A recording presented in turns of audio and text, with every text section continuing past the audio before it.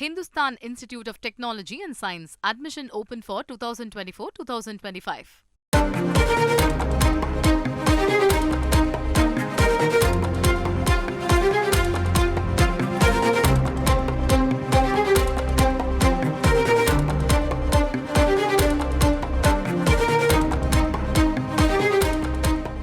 பண மோசடி வழக்கில் அமலாக்கத்துறையின் கைதை எதிர்த்த ஜார்க்கண்ட் முன்னாள் முதல்வர் ஹேமந்த் சோரனின் மனுவை தள்ளுபடி செய்திருக்கிறது ஜார்க்கண்ட் மாநில உயர்நீதிமன்றம்.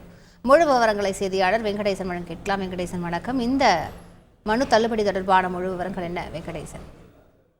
வணக்கம். பண மோசடி வழக்கில் அமலாக்கத்துறையால் ஜார்க்கண்ட் முன்னாள் முதல்வர் ஹேமந்த் சோரன் கடந்த ஜனவரி 31 கைது செய்யப்பட்டார். இந்த அமலாக்கத்துறையின் சட்டவிரோத கைதை எதிர்த்து ஹேமந்த் சோரன் தாக்கல் செய்த மனுவை ஜார்க்கண்ட் உயர்நீதிமன்ற தலைமை நீதிபதி அமர்வு கடந்த பிப்ரவரி 28 விசாரித்து தீர்ப்பை தள்ளி வைத்திருந்தது.